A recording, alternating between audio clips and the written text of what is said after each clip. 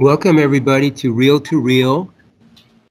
This is a movie review show, a real review of the movies that are actually documentaries. Today we're doing Independence Day with Will Smith. And I'm Dean Bell, hosting with Dean Kevin, co-hosting. This is a synopsis. I'll read first, and then we can get into some comments.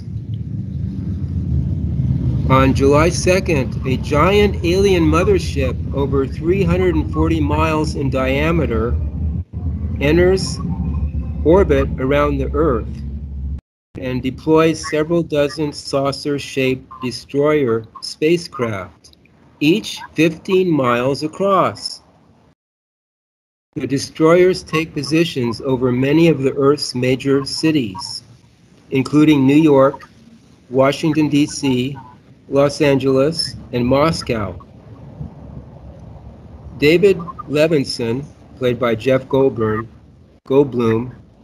an MIT graduate working on satellites for a cable company in New York City, discovers a signal hidden satellite transmissions, which he believed is a timer counting down to a coordinated attack by the aliens.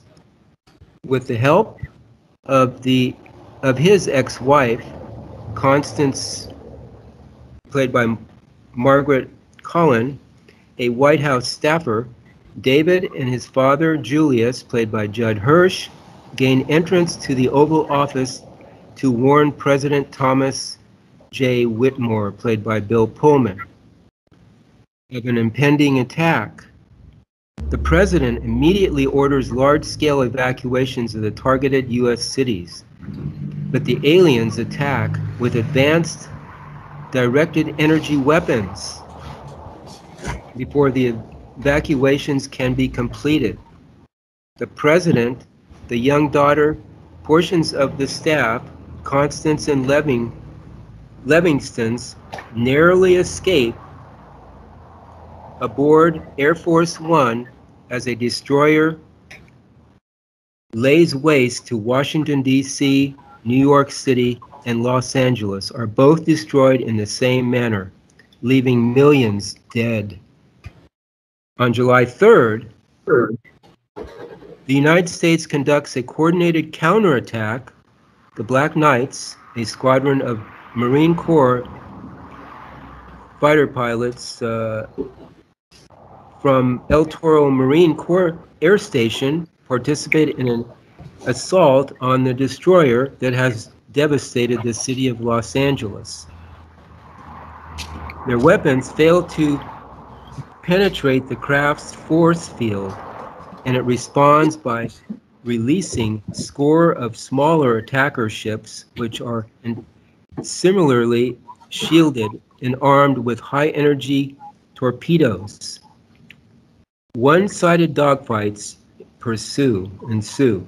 Captain Stephen Hiller, Will Smith, manages to evade the guns of the attacker ships and lures a single attacker to the Grand Canyon.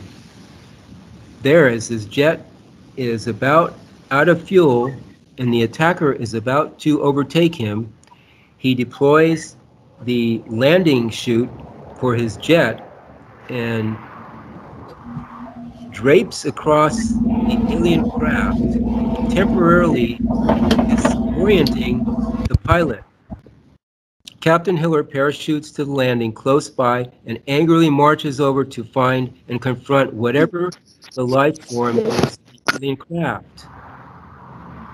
The door to the alien fighter craft pops open, and a very bizarre-looking creature with tentacles appears. Captain Hiller delivers a right cross and knocks the creature out, saying, "Welcome to Earth," and he sits down and smokes a victory cigar. As Hiller is using the parachute to drag the body of the alien across the desert, he is picked up by Russell Cass, played by Randy Quayle, a crop duster pilot who is traveling across the desert with his kids and a group of refugees in a convoy of RVs. From there, they take the captured alien to Area 51, commanded by Major Mitchell, played by Adam Baldwin. Area 51 conceals a top-secret facility housing a repaired alien attacker ship and 3 dead alien bodies. The president arrives and is given a tour by Dr. Brakish Okun, the head scientist of the facility. Okun tells the group that the aliens' biochemistry is similar to our own and they can breathe out air. They don't seem to use sound to communicate. However, the Area 51 staff believes they communicate telepathically. Attempts have been underway since the late 1960s to repair the attacker ship, and with the arrival of another ship, the systems to the attacker have reactivated. When Okun removes an outer biomechanical suit from the alien Hiller captured, the living being inside is revealed. The creature regains consciousness and kills most of the examining crew. And because it has no vocal cords, it makes use of Dr. Okun's voice to communicate with President Whitmore, who is outside the glass windows of the lab. Its first words are, "Release me." President Whitmore passes a question to the alien, asking if the people of Earth and their invaders can live in peace. The creature says, "No peace." When the president asks the creature what it wants them to do, it responds, "Die." It uses its telepathic powers to invade President's mind, which briefly is incapacitates him. The military personnel shoot the alien through the glass, with Major Mitchell stepping through the broken glass and delivering a final headshot. Dr. Okun is left in a coma. During the instant that President Whitmore was immobilized, he was able to read the thoughts of the alien and learned of the plan they attack planets, kill off any indigenous life, use up the resources, then move on. They're the locusts, he says. President Whitmore issues very clear orders to rule or to nuke the bastards. B-2 Spirit bombers are deployed with the first destroyers targeting one that is hovering over a deserted Houston, Texas. The weapon explodes but proves ineffective at penetrating the craft's force field and destroys the city instead. As a result, the president orders the remaining bombers called back. First Lady Marilyn Whitmore, played by Mary McDonnell, has been on a working trip to LA and got caught up in the destroyer attack there. Captain Hiller's exotic dancer girlfriend, Jasmine Dubrow, rescues Mrs. Whitmore when she comes across the wreckage of the helicopter. The First Lady had been attempting to escape in. Captain Hiller later finds Jasmine, her son Dylan, and the First Lady camped out in the remains of El Toro, MCAS, and then in a helicopter, flies them in a helicopter to Area 51.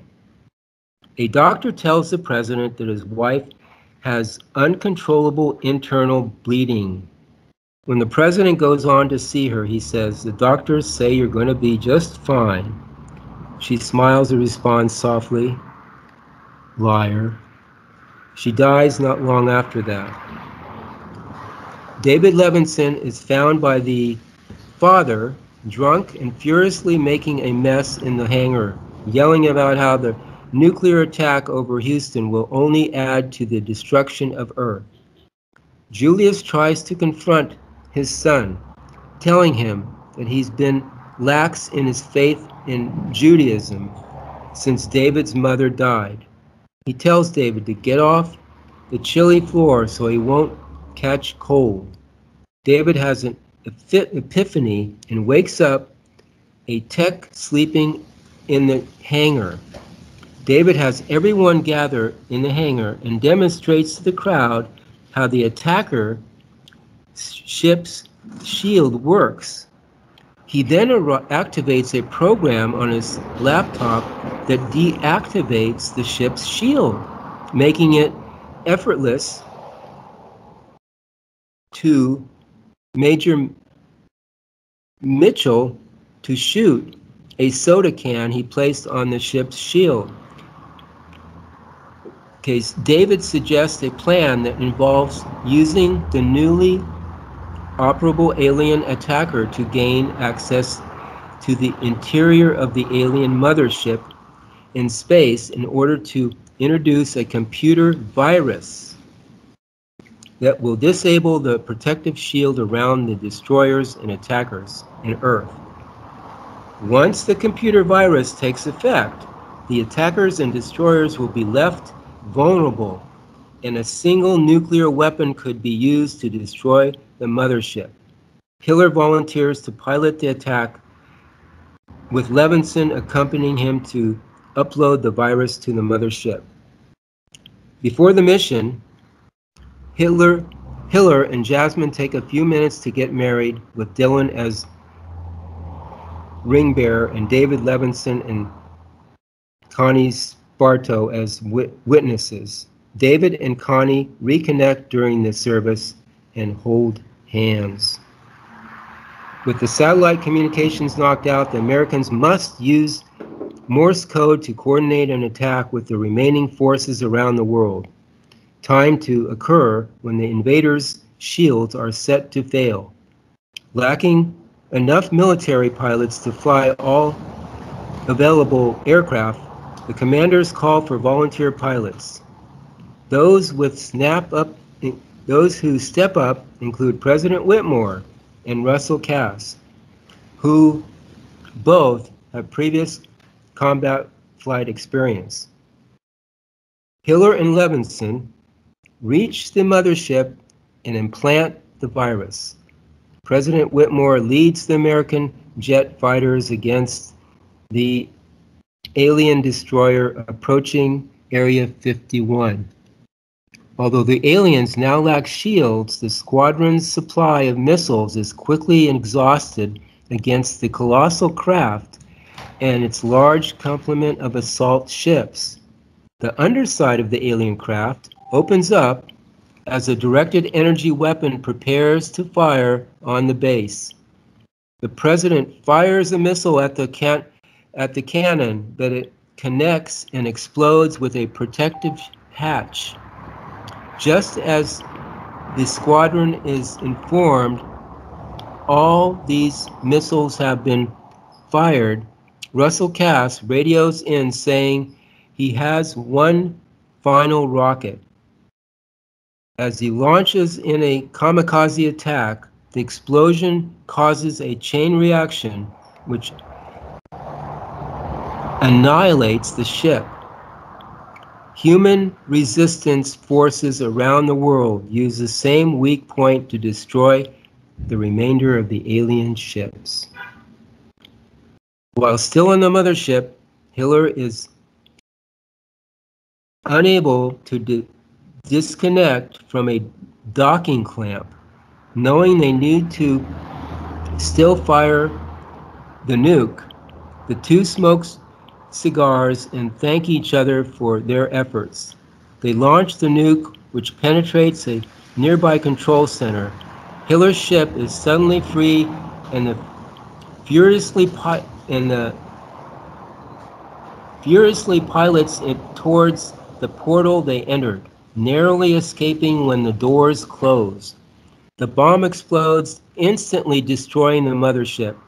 Hiller and Levinson are caught up in the shock wave and debris of the mothership's explosion, but are able to return to Earth unharmed. Crash landing the alien fighter in the desert close to Area 51. When they emerge from the smoke and dust to join their waiting friends, they're both smoking cigars. The film ends as everyone watches debris from the mothership enter the atmosphere like shooting stars. Go ahead, Kevin. I'll give it to you now. And so we have effectively an alien invasion movie. The overall experience that has been humanity's shared simulation about to have a radical shake-up. A large mothership would be dispatched across space, containing dozens of smaller ships, though each the size of cities in their own right, strategically positioned over all the major cities of the world, and at a certain moment would unleash their destruction with the intention of wiping out humanity. This is a scenario that in fact at any moment can actually transpire.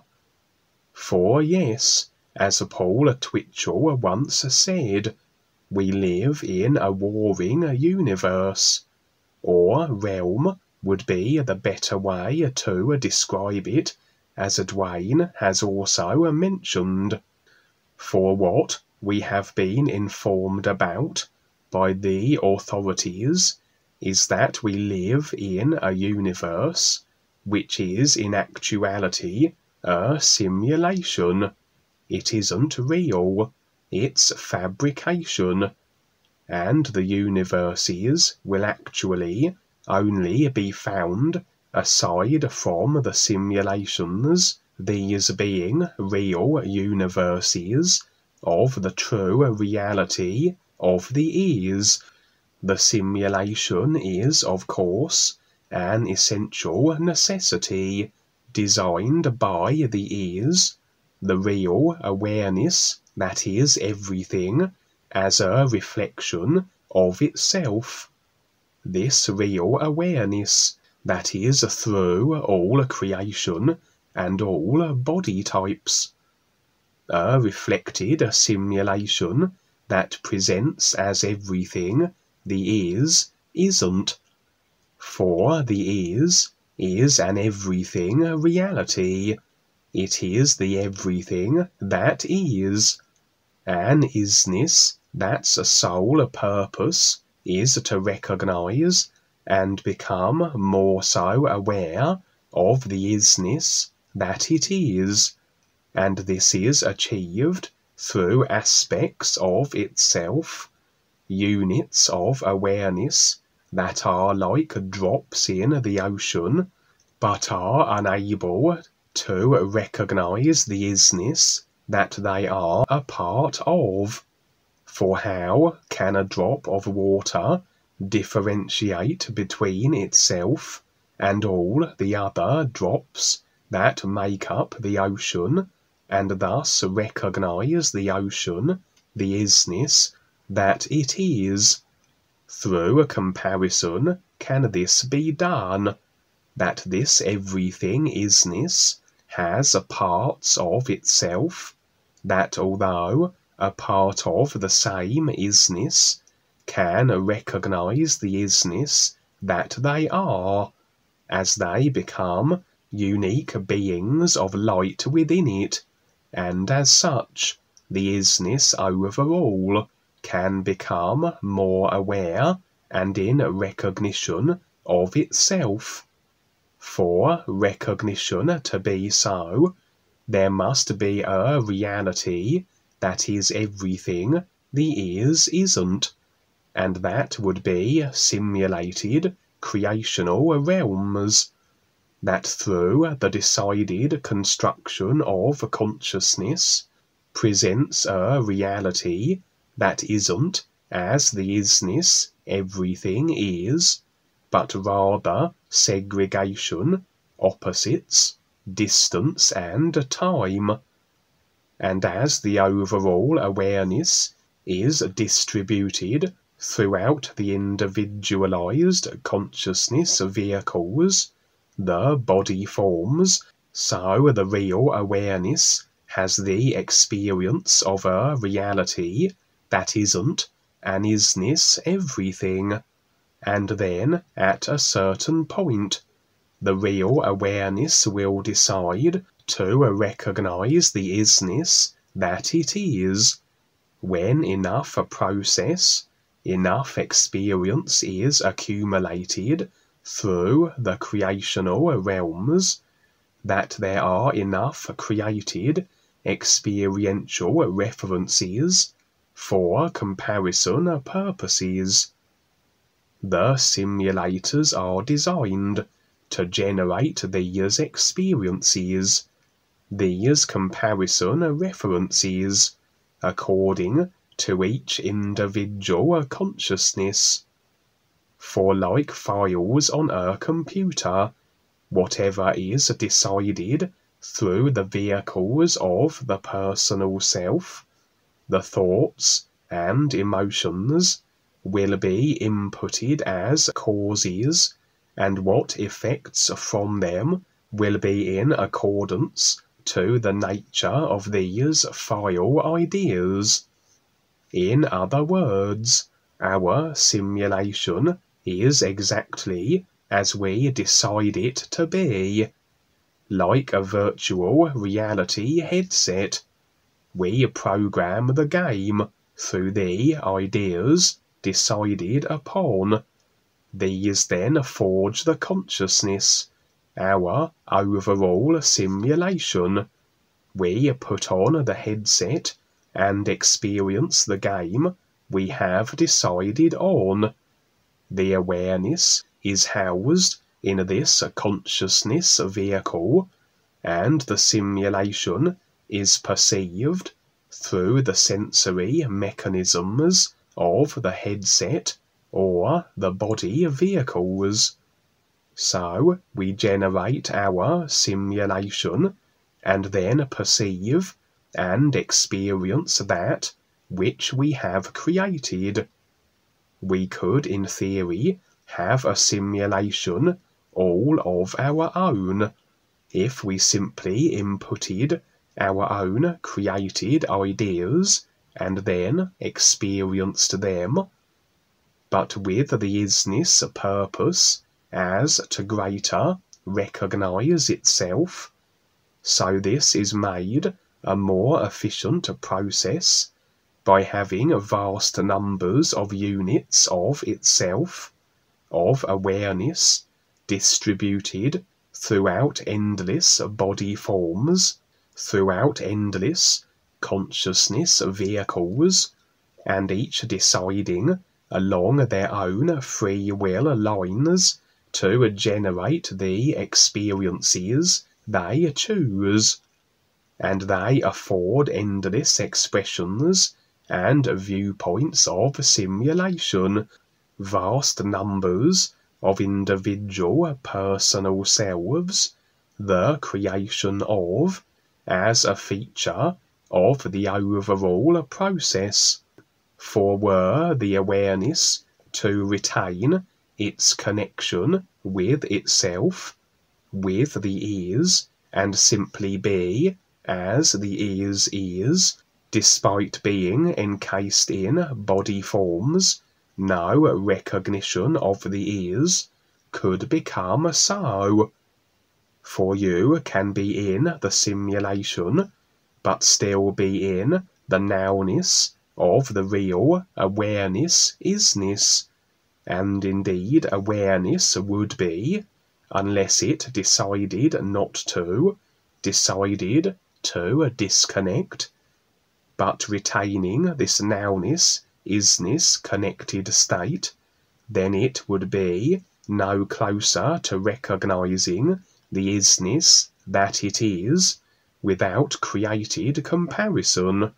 Hence the extra addition of faculties of the personal self, the literal mental facilities, that the animal forms would lack, that removes the awareness from the isness, beingness, standing state, where the awareness just makes sense with life, to one of self-deciding, idea creating, that will have a separation, a simulator generating a consciousness, where everything the consciousness comprises of are created ideas, simply a vehicle that generates the effects that follow, but a consciousness that the awareness thinks that it is.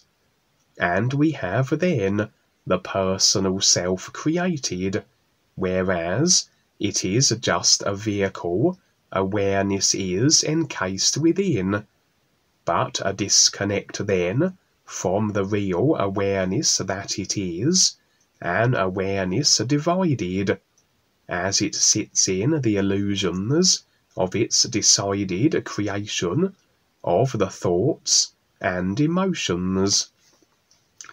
All the individual consciousness vehicles, the personal selves, will comprise then of ideas, ideas that, like files, generate experience, and as much as an individual personal self can create its own ideas and files, so can it decide and incorporate the idea file creations of other individualized personal selves. What happens then is that simulation converges, is shared, like the meshing of computer games, through agreements between individual consciousnesses. And should an individual consciousness be designed in such a way that the created ideas of the personality, drives and intent are warlike and abrasive, and should we incorporate such a consciousness into our simulation, as we extend agreement to such a consciousness, so are we allowing that consciousness and its particular chosen design to feature in our experience. In actuality, we have then chosen to experience as such. We might then agree to such a consciousness, but as we then determine the nature of it based on what transpires, how the individual behaves, can we just as readily redact our agreement and deny them from our simulation. But should agreement be extended to abrasive controlling consciousnesses, and maintained to the point of transition, and when we return to another embodiment, another lifetime, with a new mind that is devoid of all experience prior to the new lifetime, so these agreements we made previously are not simply removed, but rather transferred to the causal aspect of the self.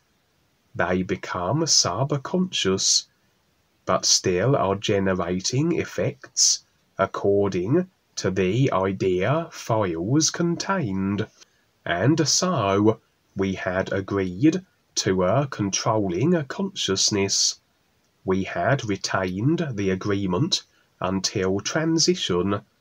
We had returned to another body vehicle, with the agreement maintained, though that which we are now unconscious of, and so, as per the nature of the simulators, we experience what we decide, what we agree with, how we have constructed our consciousness of idea agreements, and we now are always tied to that controlling consciousness individual, and he or she will continuously feature in our experience, expressing themselves exactly as their consciousness is, in controlling ways, until maybe some day we begin to recognize our agreements, consciously and subconsciously, and as we become more aware, as we step aside from the consciousness, moving our awareness more so into the real awareness, isness, position, nowness once again, can all these agreements be faced, nullified, and released, as we decide to do so. And we will move into a position where we are not resigned to experiencing subconscious agreements that lock us into a shared simulation with controlling consciousnesses, or any other personal self really, unless we so choose. For to supersede the need for simulation, we do need release all these agreement and attachment ideas after all. And so all it takes is for individuals with decided consciousnesses of abrasiveness to garner agreements from others that they can not only feature in their experience, but can exact the kind of behaviour that has been permitted.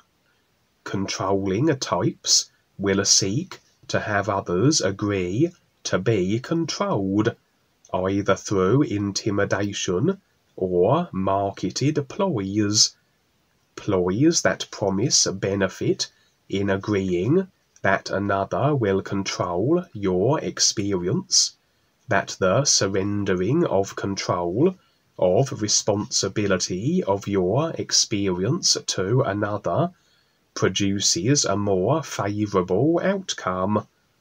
And as this continues throughout creation, so we may find a simulator becomes one that is overall controlled by war-like species, in this case the reptilians, with the bulk of the simulator masses in agreement with them and their control, that permits the dark force reptilians to subjugate and dominate the simulator throughout the dimensional levels of it.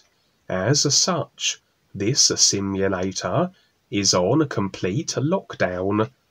The overall consciousness has agreed to this controlling restriction by the reptilians, and as you agree to another, so their simulator design becomes yours, and thus we have an overall consciousness moulded into an overall simulator controlled situation in all the forms and expressions that takes, through agreement overall, to the hand that moulds it.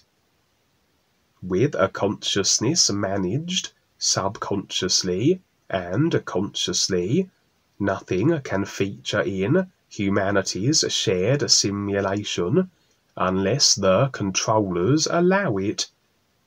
The only way that anything can feature beyond the desires of the controllers then would be if humanity were breaking free of agreements to them, at first consciously, then subconsciously, as the agreement tap lines unravel, as they must if individuals do become more aware and go through this creational unshackling process.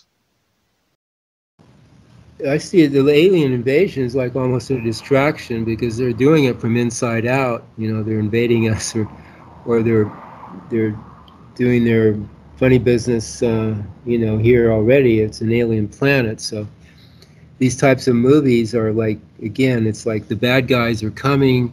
We need to do something about it, whereas the bad guys are already here and basically part of the system, or are the system, and are the creators. And these movies are cool because they do see, these are just like, they have all the elements here. They just rearrange the elements, the directed energy weapons, the telepathy, the huge ships, the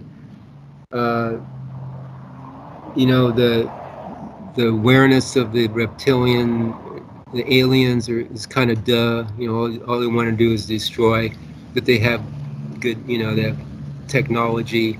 So it's all there. They just rearrange the players, or the elements, and they make movies, but they create the movies here like this one in their own version, so people get certain ideas about what's really going on. I thought it was a very good love story. Well, that's what, yeah, Will Smith and his babe, and then Goldwyn, or what's his name, Jeff Goldwyn, trying to get back with his wife, you know. Yeah. Yeah, thank God for the Second Amendment. See, they had it, yeah. They had their firearms. When was that movie made, anyway? 1996. Yeah, I think that made Will Smith a main star after that movie. Yeah, that was his breakout movie, I think. Yeah, became an action star after that. Now, have you ever been to Area 51? Aren't you near there, Ronald? No, that's as far as I know, it's in Arizona, isn't it? Nevada, I think. Nevada. Yeah, I'm in California. Well, right next door. Yeah. No, I've never been there. All right. I thought you might have been curious. Well, I'm curious, but I've just never been there. And Peter, did you see the movie? Do you have any comments? Saw 1 and 2, and they both had a very certainly the alien approach was very important. I think even more so in part 2. I didn't actually hear you speaking about the human factors too much in your original storyline for this Independence one, but there were certainly some funny elements that included the human factors, and this whole idea of shooting off nuclear bombs and having spaceships come to Earth of that size. If such a ship came, my understanding scientifically is the whole gravitational orb would be completely out of whack immediately by such a gravitational force. And you know, these ideas of little ships out in the space between the Earth and the Moon, being at all safe to transport or to fly into, you know, a la Star Trek or Star Wars. All this kind of battling imagery is really silliness at its best. But especially at the end in Independence Day, I think Judd Hirsch was a character, was he not? With a bunch of kids in the desert going to Area 51. What? Father, Jeff Goldblum's father. He played his father. Right. Yeah, Judd Hirsch. So his character and all these kids, they're going to like go approach the whole alien, the walking alien, whatever. Was it actually a ship or a huge alien? I don't recall. You know, it was the mothership where the alien queen bee was, correct? Or is that part? That's Kevin. I'm not sure. Is that number 2 or number 1, Kevin? Sorry, what was the question? Number 1 or 2 was the one where they're in the desert with Judd Hirsch and the kids, and they're going to approach the alien. They're in the midst of the alien fight down there on the desert floor. Was that individual then in both the movies, the first and the second? Judd? Certainly possible. I just remember him in this particular part, and I'll just use it as a reference. It's not important, except for the fact of this, you know, this idea that they're manufacturing that these kinds of fights and wars are even possible, or make any sense in even a scientific, you know, reality.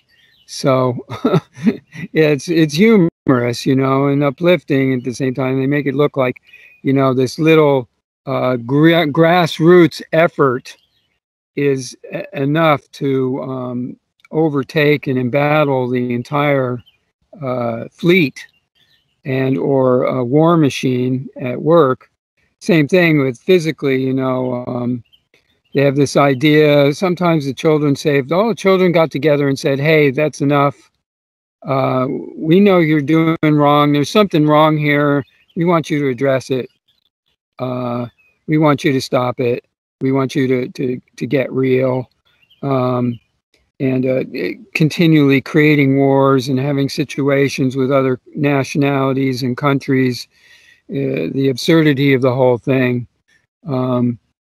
Is so blatantly obvious. So at the same time, to have this little grassroots dynamic of let's have all the women join together is another idea. Same thing. Have all the militaries get together and actually work together instead of creating operations that are going to be antithetical to each of the nations, or at least some of the other nations.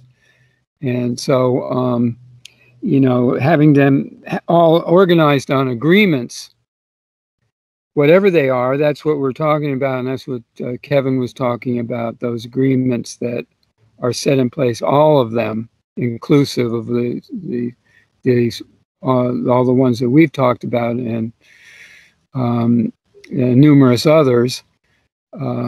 So the virus thing was in there with the debilitating the aliens through a virus and reverse apparently and clearly being manipulated and dominated here on the earth right now.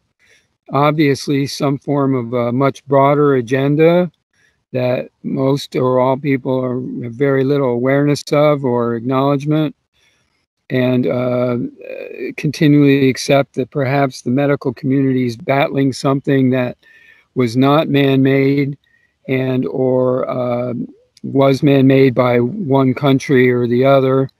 And instead of seeing the whole picture and the whole context as it all fits together.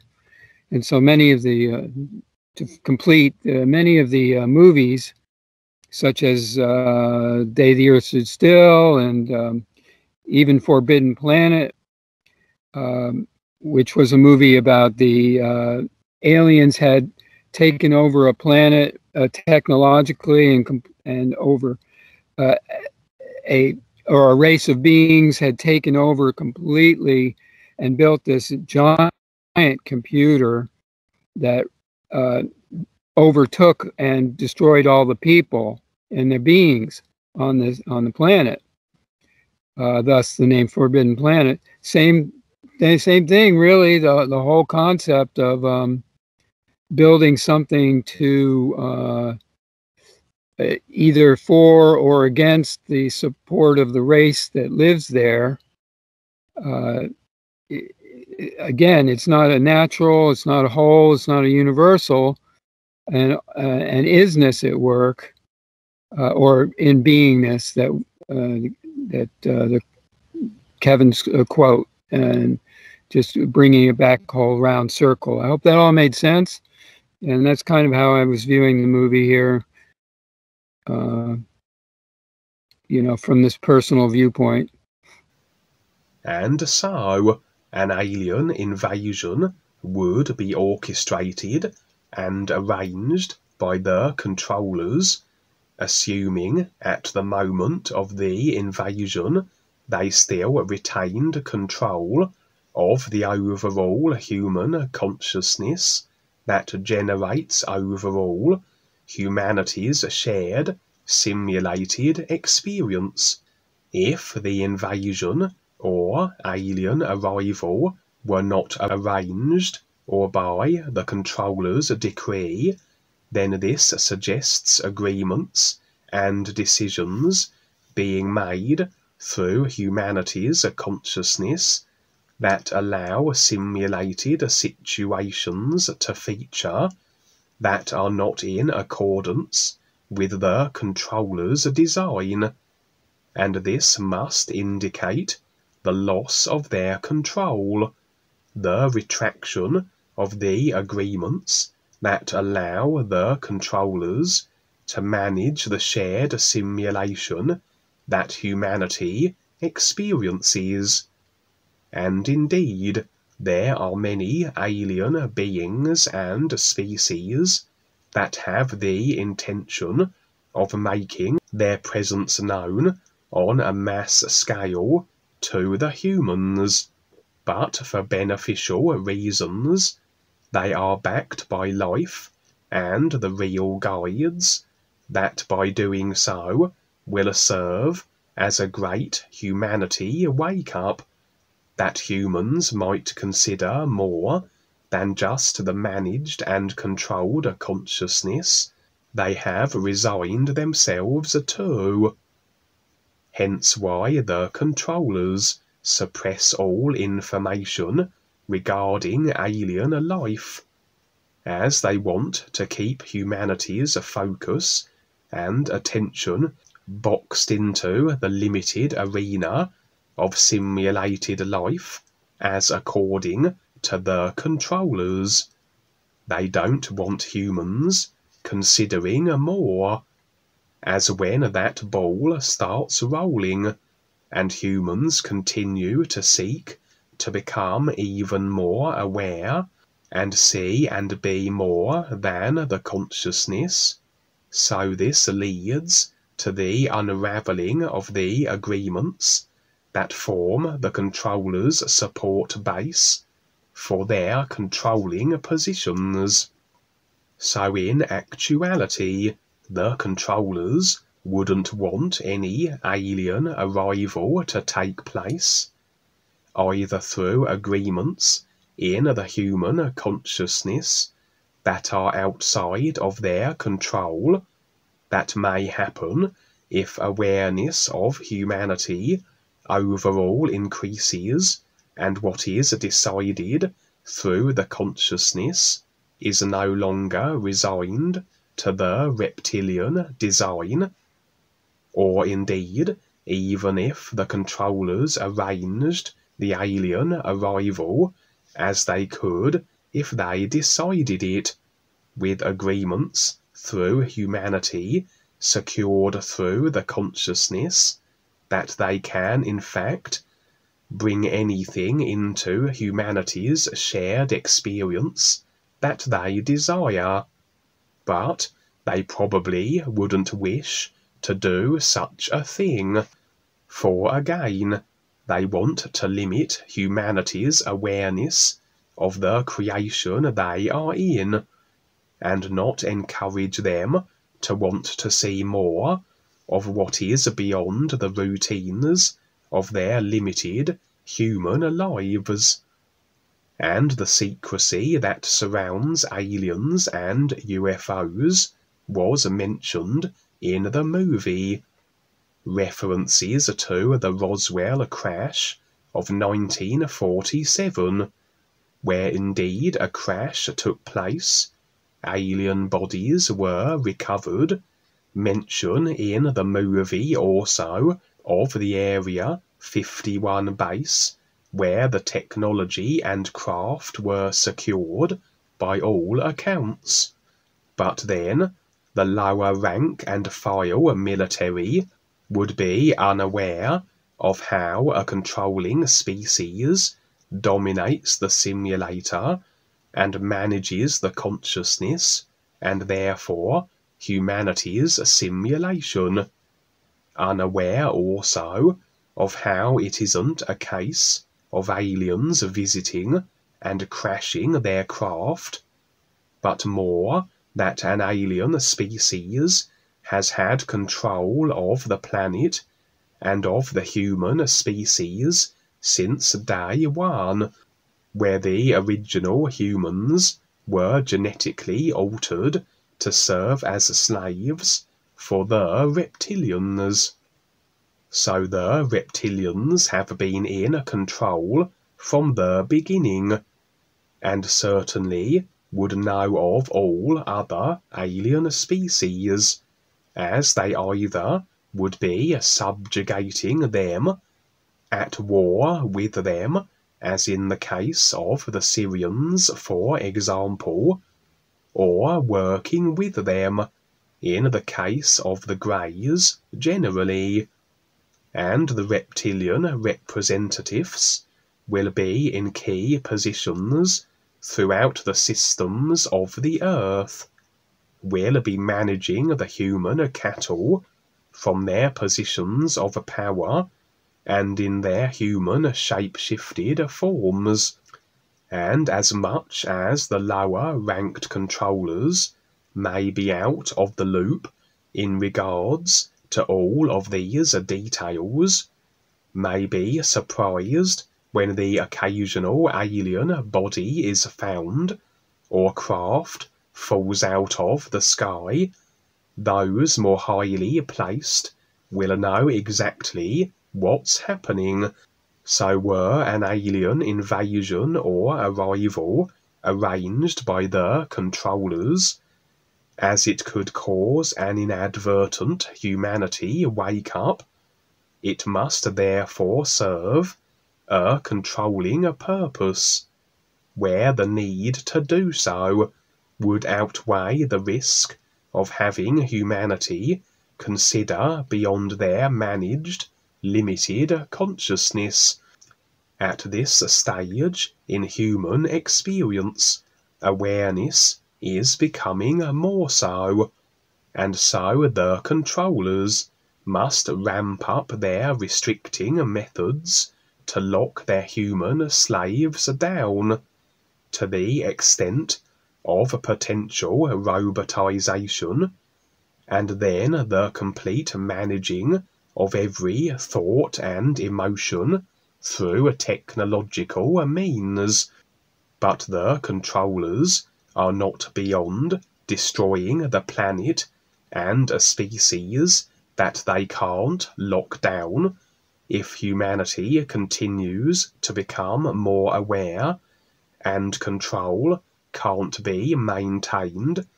The dark forces would rather destroy everything than let this be so. For after all, the subconscious agreements to control will be perpetuated, and that translates as future lifetimes in controlled situations still, with the very dark forces the agreements to control have been extended to. And so, should the human race be wiped out before they reach a stage of awareness where they begin to unravel their subconscious agreements, by stepping more so aside from the consciousness into their real awareness then they will be back in the prison yard again, in some other form and planet, and the controllers know this.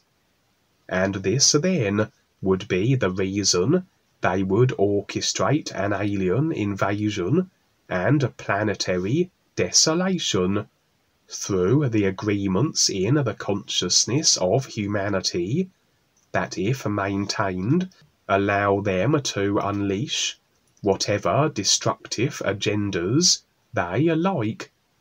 And really then, the invading aliens in the movie would be working on behalf of the world and indeed simulator controllers, destroying the planet and humanity as they have been ordered to, with the controllers that had been based on the Earth sure to have evacuated the planet before such an event takes place. The only controllers left behind would be those not high enough up in the hierarchy to be fully apprised of all these details, which may well include politicians, military, etc., up to a certain level. So generally, the military may well be moved to combat what seems to be an invasion, especially as the controllers must create the illusion that it is an invasion and not one by their design, although the end result would be the same if they were seeking a complete human annihilation. But perhaps they may stage enough of an invasion that, yes, decimates the planet to a degree, but not utterly, that in the aftermath can what remains of humanity be further restricted, as they can garner agreement for restrictive measures, if they are perceived to be a benefit and essential for survival in light of an alien invasion that was in actuality created by the world controllers, who now present the solutions, a little like the created illusion of terrorists destroying the Twin Towers, and the agreements that followed, agreements to tighter security and restrictions that would protect the people from further destruction that the controllers had in fact created. Most of the leaders, the presidents of the world, the royalty, etc., would of course be part of the reptilian controlling systems, and generally be in positions to be well aware of everything that's taking place in regards to the specifics of the human controlling agendas, unlike in the movie where the leaders, the presidents, are presented as heroes with humanity's best interests at heart. And the overall movie theme would plant the notion of the potentiality of alien invasion, for with all movies, the ideas they contain, and with focus and attention placed upon them, are added as files into the consciousness. For as readily as the deciding and agreeing on ideas will then program the consciousness to effect them, so will attention and focus placed on ideas have the same outcome. That which we watch on the screens is an effective means of programming the consciousness with the ideas that are presented through them, unless one were more so in a real awareness connected nowness position, where then, despite the programming of the consciousness, nothing of it is in agreement with, and so isn't effecting in individual or collective simulation. So what we see as the themes in movies, as watched by billions, so the subconscious subliminals, the ideas nestle in and likely bring these themes into humanity's shared simulation of experience, as per the design of creation. Such mega impacting big budget movies that depict alien invasions suggests the controllers, wishing this to be agreements secured through the human consciousness, that they can more likely make this an actuality if comes the time when they decide to do so. If humanity needs to be destroyed by an apparent alien force, or if they seek to implement further restriction in response to an alien invasion. And the invasions may not be as they seem, as holographic technology can be utilized to appear as though the skies were filled with alien warships, Project Bluebeam, etc. So, despite individuals deciding to want to create their happy little spots in creation, this is a controlled and warring simulator, and for those species like humans who are completely subjugated, death and destruction can befall the species at any given moment, through endless means that this can be so. Staged or orchestrated alien invasions being but one option. So it is a case of being prepared, of getting through the personal self, of being in a place where you are not attached to any creational idea, that should the day come when and if the human species is obliterated, you are not bound to a creation through the attachments and agreements you cling to, or at the very least you have given yourself more creational options as opposed to just being resigned to controlling simulated lifetimes. So they have everybody, they have the control even into the astral plane, and even if people translate or die or pass over, they keep that control as long as you have that attachment, like you said, that, the bad guys or the aliens or whatever attachment it is, doesn't really matter.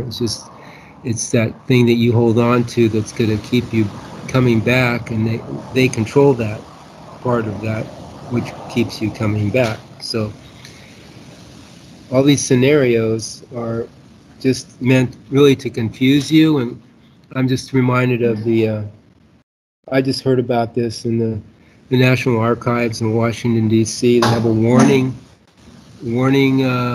message on the Constitution. Harmful language alert, it's called. So this is like the law of the land here in the United States. Harmful language alert. So what's that about? It's more confusion. Like what people are upset about that. That's our basic, what we work off of. They're destroying or infiltrating everything that we hold dear. A lot of people see this. Their gods, their patriotism, everything they hold dear is being infected by these aliens. They're taking control of everything. So this is this is their plan to confuse people, like to the point where, okay, we'll just do what you want. Just let us have our happy life, or la la life. We just want to live. We'll take the shot. You know, just let us be. Let us go on. And the alien invasion could be just an excuse, again, like the Patriot Act, to put people in FEMA camps and gain further control. We're the government. We're going to save you from the aliens. So you come, come to the camps. We'll protect you. We're going to have to lock you down, etc. But, at least you'll be safe. So this is the matrix that they're creating for people. It's just more and more and more restrictions, more distortion of what's real. I mean, people don't even know what is real anymore, especially when nature is being destroyed and they don't have that reference anymore. Boy, that's going to be tough, living here on Earth without the reference of nature.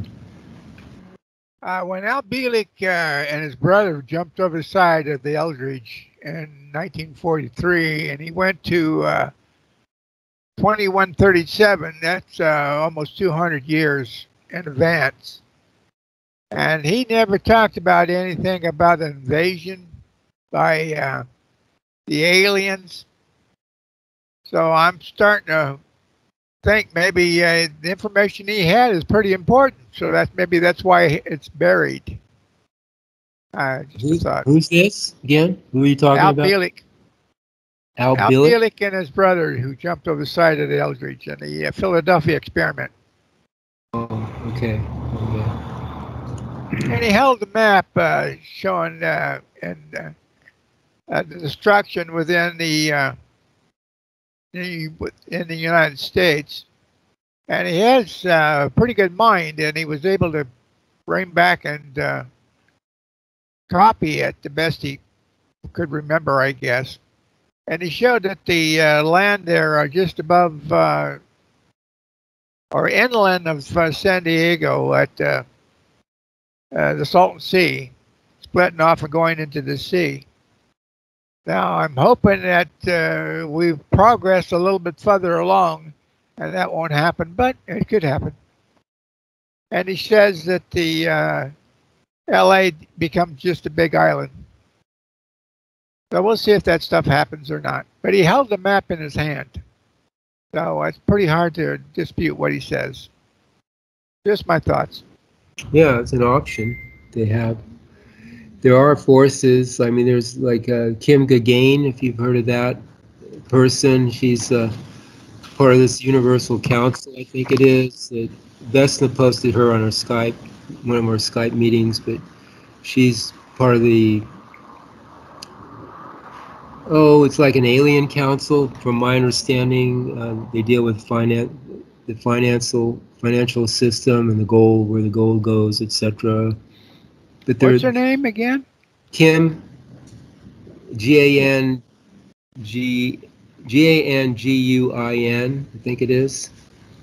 No, I haven't seen it. She's just on regular, like, YouTube? Yeah. She's like, her DNA matches, like, supposed human, she's like a human representative from the planet, that she has the perfect DNA for being the human rep for this Universal Council. I mean, what I'm saying, there's a lot of like different groups, alien groups, and mixed, like a UN kind of thing, that are offsetting some of this restriction and control, just like the real guides are doing their part. Sort of like the Galactic Federation? Yeah, that kind of thing. I mean, it's an endless array of that sort of thing. That's where you can get lost in this stuff, and it's best to just go direct to the real guides, because they have a bigger view of things, and then of course the idea is to get outside of this creation bubble so you can see even more. But even the real guides that operate here, they have to deal with their minds too. The mind is a drag. It pulls you back very easily into the creation, the sensations, the ideas, and everything. It's very attractive. And to be, creation is interesting, but it's also, you got to watch it. Even the real guides, according to Dwayne, have to watch their mind all the time because you can get sucked into it again. But ideas, very simple. There's creation, and then there's real universes. So our aim here is to become more aware and to be outside, you could say, or have the awareness and the recognition to be outside that pull of creation. You can still be in it, but not be the effect of it. Easy to say, but very, it's a big challenge for everybody to recognize it and to maintain it as well, maintain that recognition. Well, that's why we're here. Yes. To get through it. Okay, Kevin? Mention in the movie was made of alien abductions, and again, this would be something that not only goes on, but is allowed to take place, not by humans in collaboration with aliens, as is generally assumed, but more so the aliens that already rule the planet, simply allowing others of their kind, or other species that work with them, such as the Greys, to carry out such abductions. For again, if their activities were very overt and out in the open, conscious realization of humanity's controlled situation under the duress of another species could give rise to a wake-up and an escalating awareness that may follow, which is what the controllers fear, a loss of their control through awareness that will have agreements to them severed. Far better to have these abducted events, regardless of what conclusions are drawn, than to blatantly take people from their homes and experiment on them, and through choices and decisions, as the consciousness is moulded in accordance, will not only affect positions in life, but also the body types assumed, and depending on the nature of the consciousness, dictates life positioning and the body vehicle. Abrasive, destructive, and restricting a consciousness construction will affect body forms that reflect this. The body forms become as distorted as the consciousness, as everything reflects itself. Everything is what it is. The dark force controllers, through their choices and decisions, have found themselves in distorted body types, to the extent that they don't function as they should. They are unable to generate the energy that a body vehicle should to maintain itself. And so they study humans, they abduct them, and try to determine what of the human body vehicle is operating that is no longer doing so with their own body forms, as they experiment and analyze the genetics, etc.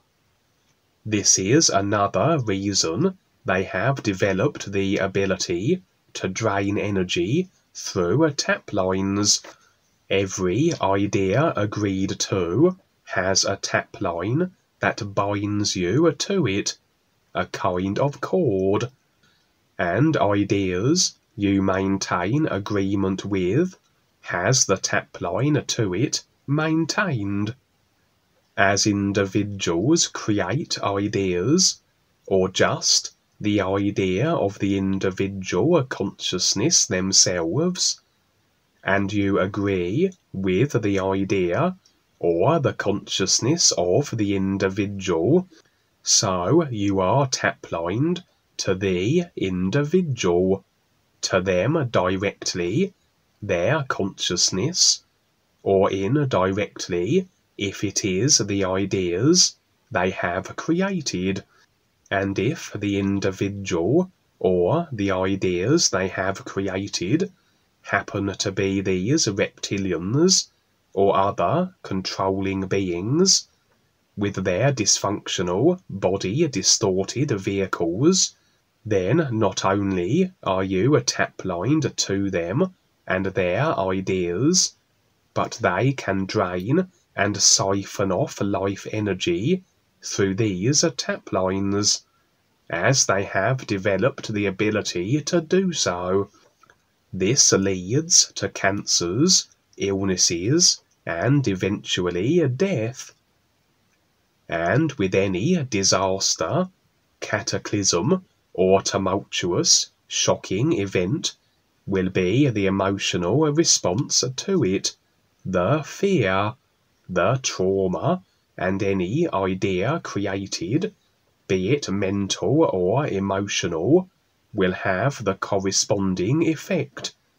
Effects that will continuously be experienced, as the ideas are continuously created.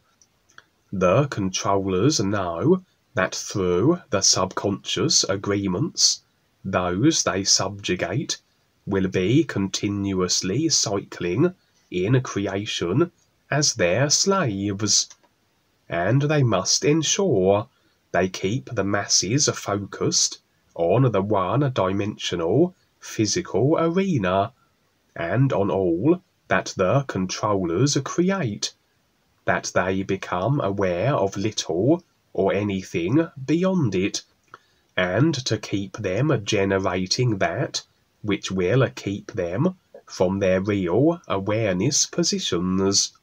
Real awareness positions that can't be assumed if one is constantly activating ideas through the personal self. So they need to keep the reactions going.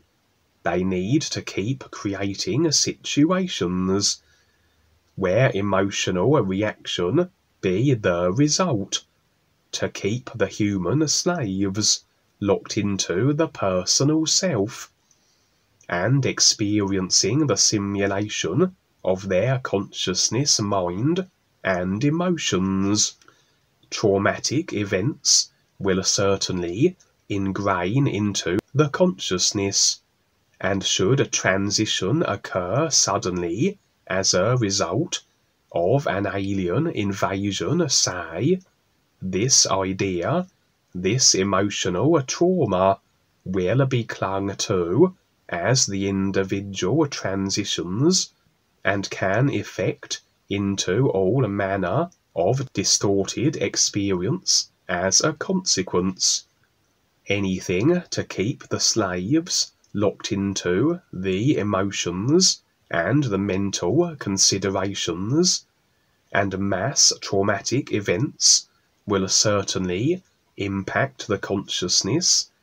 That ensures many lifetimes will be required to work through such.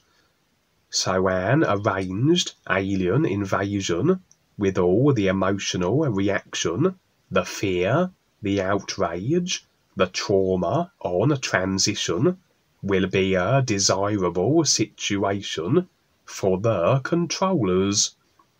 Associating fear with aliens through movies such as this would certainly be employed if, say, there was the potential of beneficial making sense with life aliens that may make their presence known beyond the dark forces' control.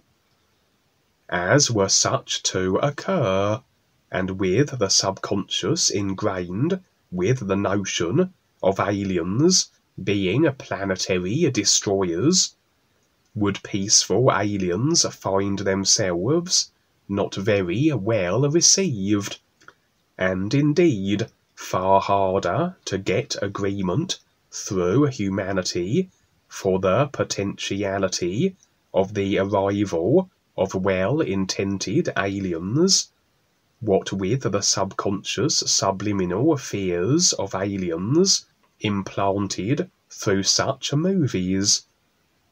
And were we to engage and battle aliens as was portrayed in the movie, regardless of the outcome, regardless of the justifications, all involved are now embroiled and intermeshed in each other's karma. Anything we do or decide, we are not bound to unless we cling to it, or sit in the consciousness of the personal self, with all the agreements and attachments it is constructed of. As we battle others, we engage with the idea of them, we apply emotion to the experience, and whatever comes of it, this has become an emotionally charged idea that both individuals share, that binds them together.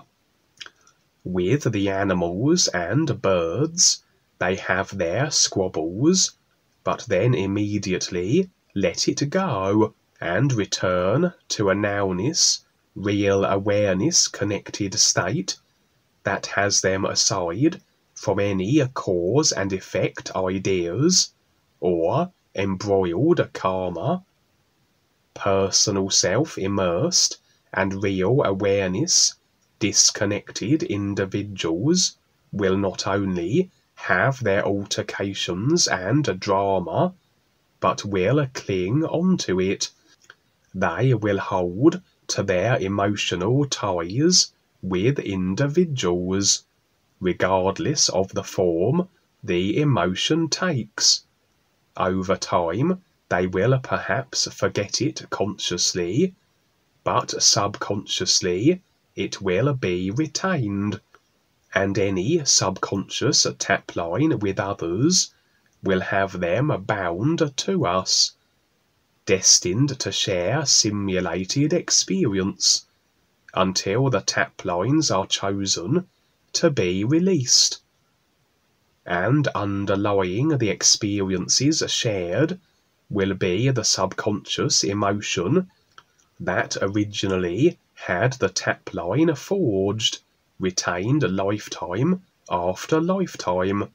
So as we fight and kill others, so we have forged this emotionally charged agreement with the idea of the body form we have harmed or destroyed. And as everything equals itself and balances out, as we experience the effects of our choices, so we will experience these individuals in future lifetimes and experiences. And although not consciously aware of the origins of the tap line, there will be the underlying emotion, and in situations that were destructive, so will similar destructive encounters play out again.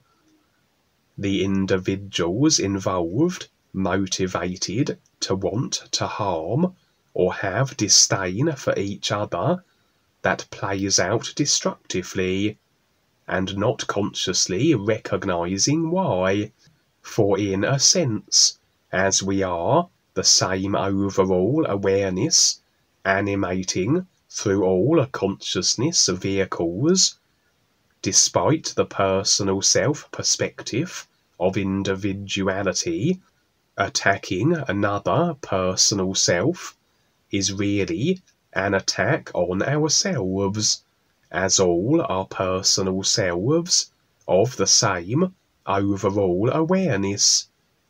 So we are choosing to experience being attacked and killed as we exact such on others, others that are really ourselves, as though we had killed ourselves and so must experience this at a later moment as the effects catch up with us.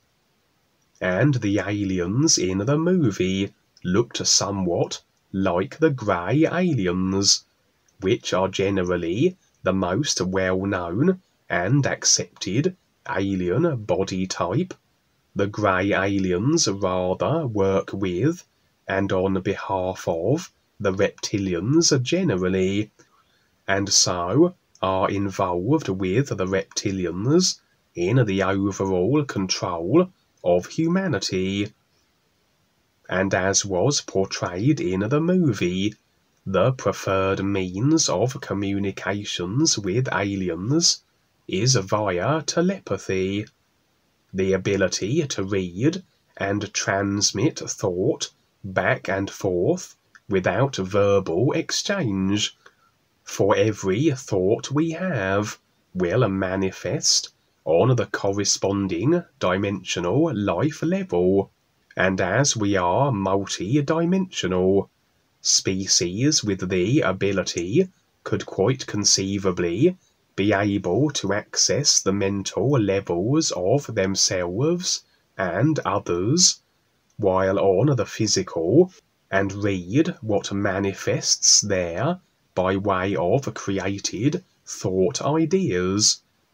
And everything, every idea, will have its own unique frequency.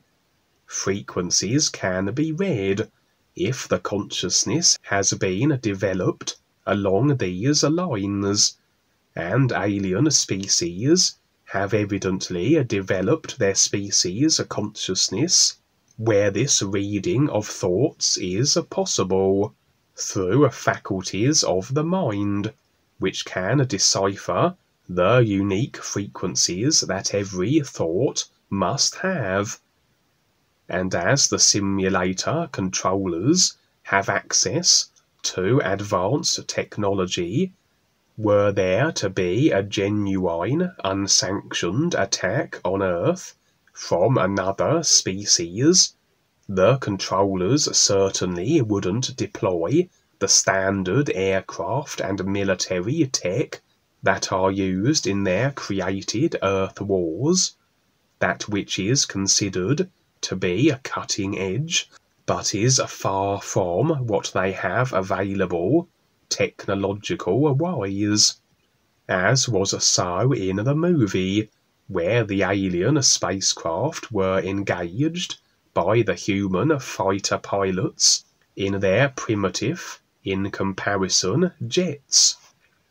And as I mentioned earlier, solutions would be agreed to that never would have been, had not the created circumstances eased the wheels. The drastic measure of nuking the spacecraft, which would effectively wipe out any human survivors and all life, was agreed to in light of the alien menace. And were it indeed an arranged and orchestrated alien attack, then agreement to deal with what the controllers had in fact created could allow then the controllers to effectively nuke the planet and add to the devastation and cull of the human masses as an aid to their agendas of depopulation. Great, great, Kevin. Yeah, we're all the same awareness with different body types and viewpoints. So yeah, we don't advocate harming anybody, but in a way harming ourselves. But sometimes you do it. But even the animals, everything, bugs, everybody's, you know, any body type, any being in a body is an awareness. It's the same. Even Dwayne was asked once, what's the difference between him and Rebhorn, Tars, and the rest of the guides, and he said there's no difference because they're operating from their real awareness, not their not their personal self, which is just created, you know, out of nothing. I noticed that the DWs that the aliens used, that when they crashed the, I think it was the Empire State Building, it looked it looked like the one of the Twin Towers going down. Similar, just kind of like folded on itself. So that's just, they're just showing a lot of things what they're doing and just rearranging things as they go with these movies. That I thought it was a good movie. I hadn't seen it. I mean, I never did see it. I saw it a long time ago. I never could find it here lately, but I get the idea. There's not a lot of peaceful aliens usually shown in movies, like sometimes Star Wars or Star Trek, they hook up with the humans, but there could be a movie where, yeah, the aliens come and really help the humans, and then carry on this plot where they do live happily ever after, but, you know, with living together, but very few, if any, do I see anything like that. Because they don't want that out there. They want that oppositional factor, that diversity. That's why most of the movies here, the alien movies, they're antagonistic. You know? They're the enemy, and that's what the controllers want basically to set up. Ron, anything? Yeah, I agree with you. The government is afraid of something like this that would mess up their power grabs. That's what religion has been able to do for them too. And by the way, those 3 saucers that went down in '47, they were brought down because the government had changed the frequencies of their radar. It interfered with the saucers' navigation. They hadn't run into that technology yet from us. So that's what brought them down. Uh-huh. Thought I'd add that in. Yeah, okay. Yeah, all kinds of interesting things going on out there.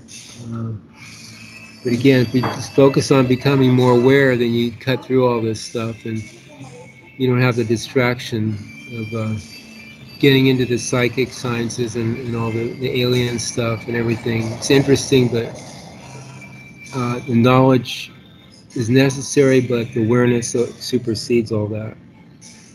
And you I agree with you on that. And you have everything. You know? Yeah. You can have everything, plus you have you see, you know, you can see and recognize. I mean, you can't see the whole of everything, but you see a whole lot more with awareness. That's why with me, I don't really pay much attention to any of this stuff. I try to see if I can work myself into living in the higher worlds and leave all this other stuff behind me. At least that's what I'm trying to do. Yeah, it's there's nothing there, so in the higher world, so you kind of have to see how that works with the recognition. I know that's why Dwayne encourages people to contribute, to do something, start their own groups, because then they'll see how it works. It's going to be through that rather than the conversation, which is just a reference, which is good, but it's mainly for us to contribute, and then we'll see it. We'll see how the process works for us individually. Yeah.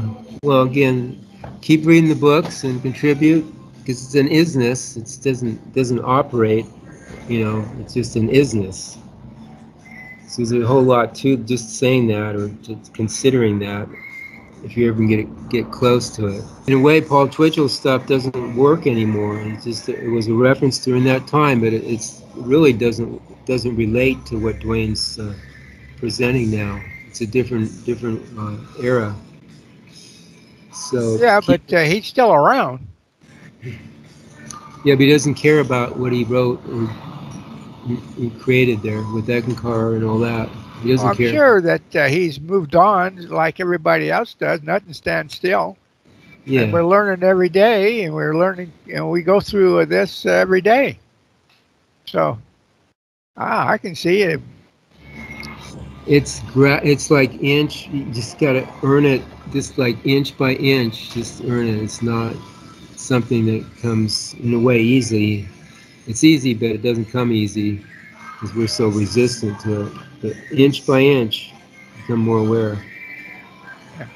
That's why, this show and other shows and the Skype groups that we're all taking in little bits here and there to Yeah, but it doesn't give you the experience of the higher worlds or how you get through them.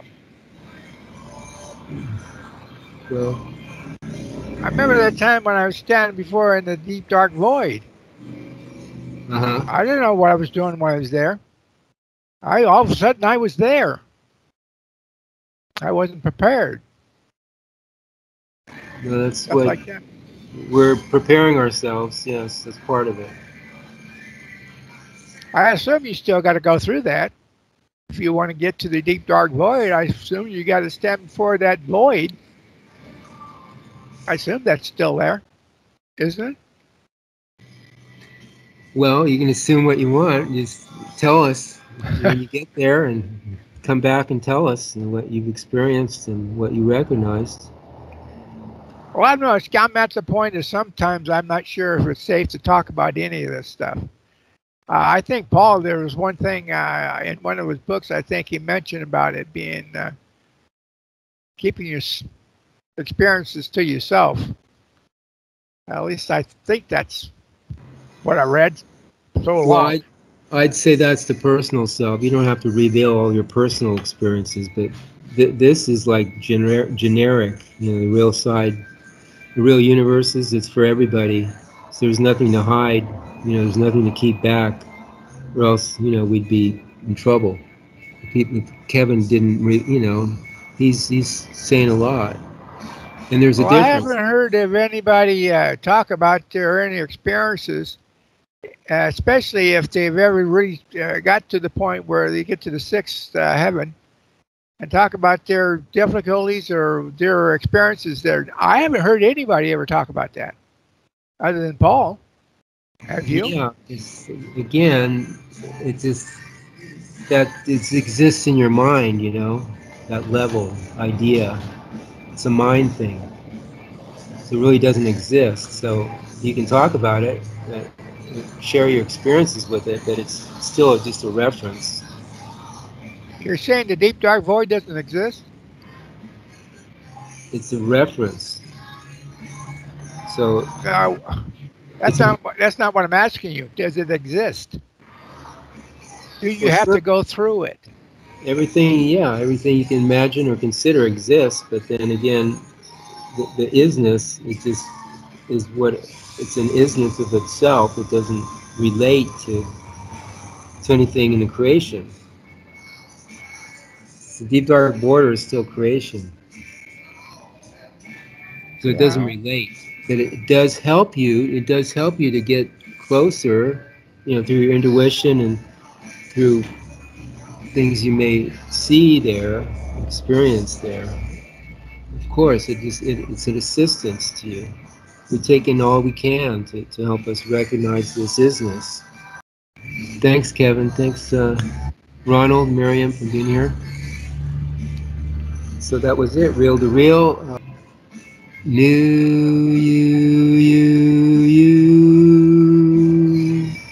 Ronald. You.